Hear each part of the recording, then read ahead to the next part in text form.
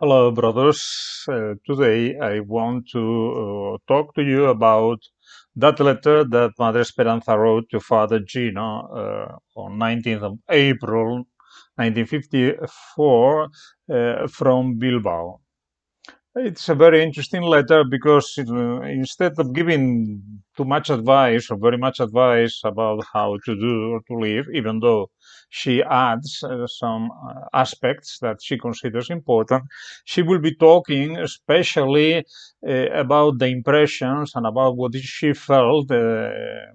First, when she left Alfaro's house, she says, if the emotion I experienced upon my arrival at this house, which was very strong, the farewell was much stronger.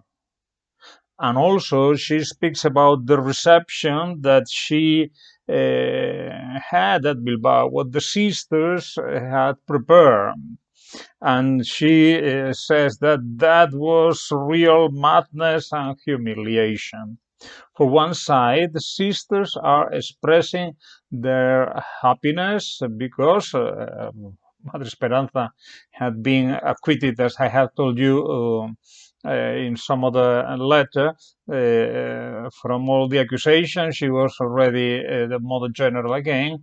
They wanted to express that in the best way, but Madre Esperanza considered that all those things were a real exaggeration. And all the things that they prepare, Madre Esperanza says, they left me without any strength, as if I had passed a disease. Actually, this is, all the receptions that my daughters prepare for this poor creature. For one side, she considers her a poor creature, and on the other side, she sees that the daughters are preparing something that she considers too much. So, in the letter also, Madre Esperanza says that on 14th she started the visit at La Rondo, and she adds with very much effort, and this is because she was not well.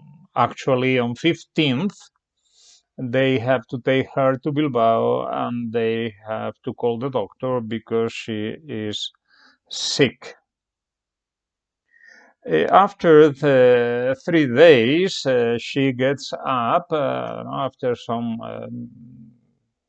care that she had, and she said she got up for Mass. And she tells something really interesting.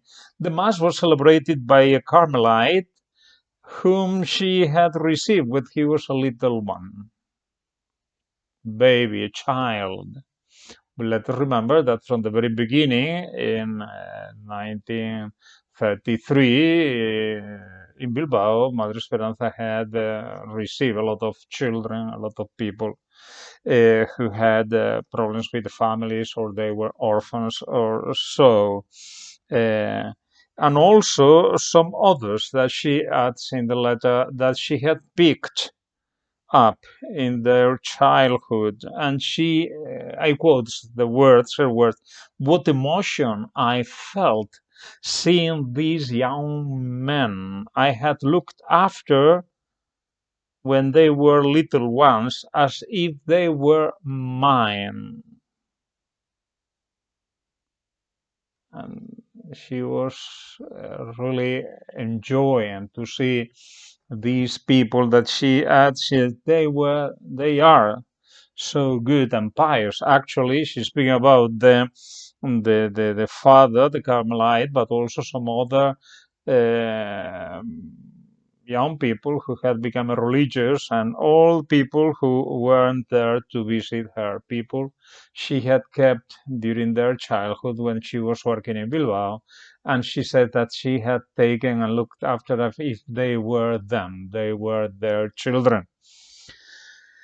So, she in the letter she goes about the plans she has for her health if her health allows. Mm. In the midst of all these things, she writes, thanks to the good Jesus, in the midst of this fuss and madness of my poor daughters, children, and alumni, and curious people, I have had the joy of having engraved in my mind and heart the fifth word the good Jesus said hanging on the cross. I am thirsty.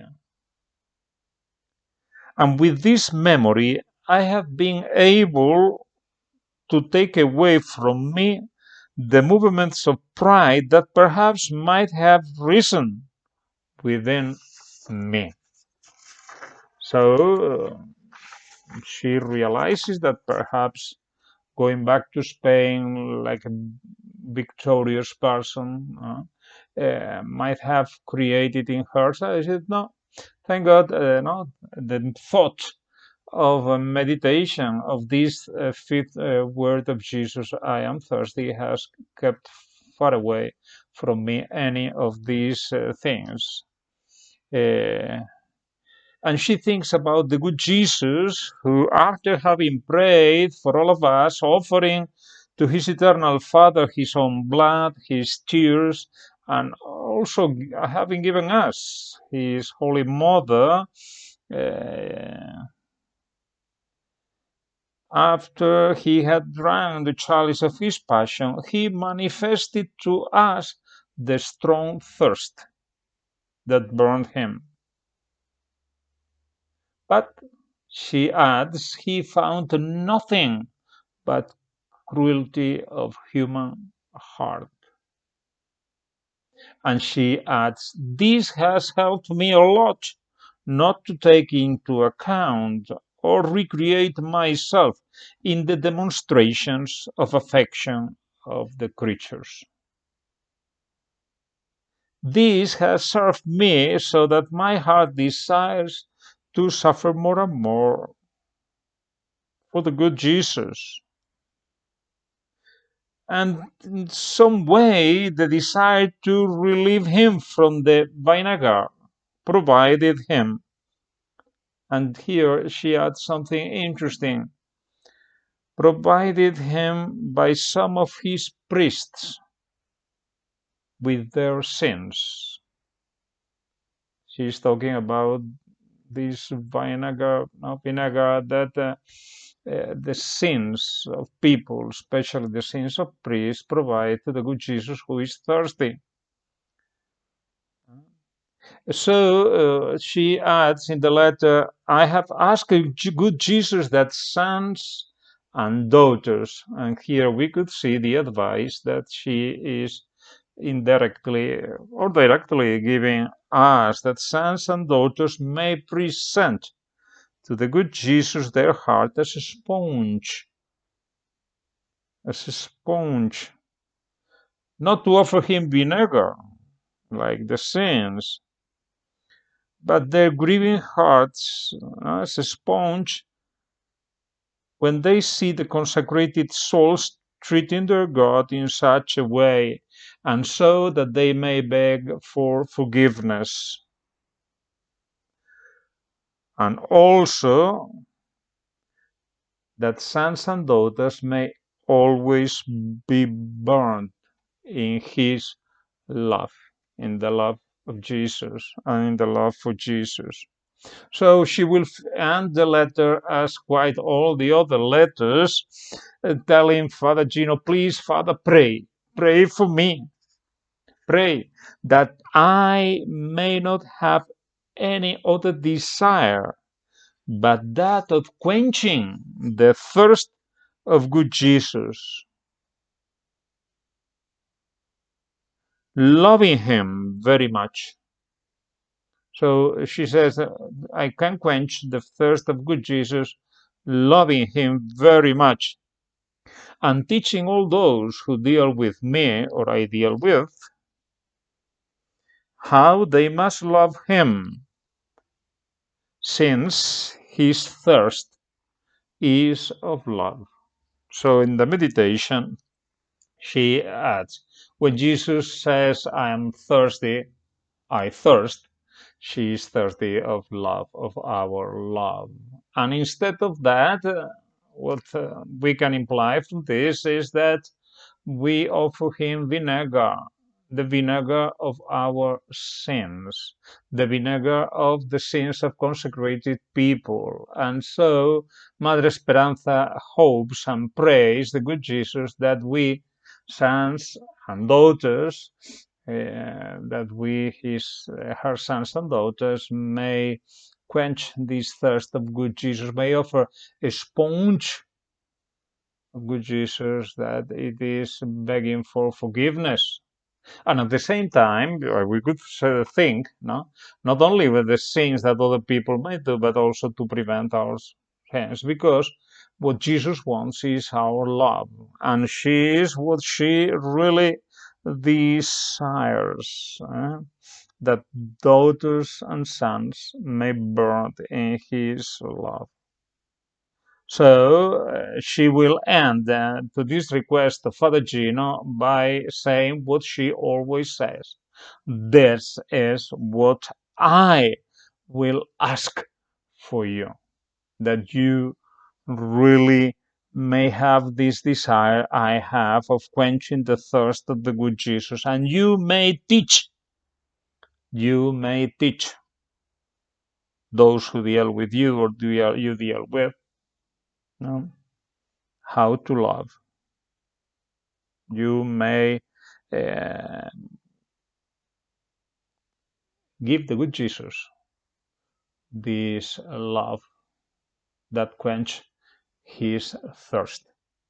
So we could really ask ourselves, no, how do I have to look at my life, at what I do, trying to keep good Jesus in mind, trying to think what I can do to love him and how to express this love.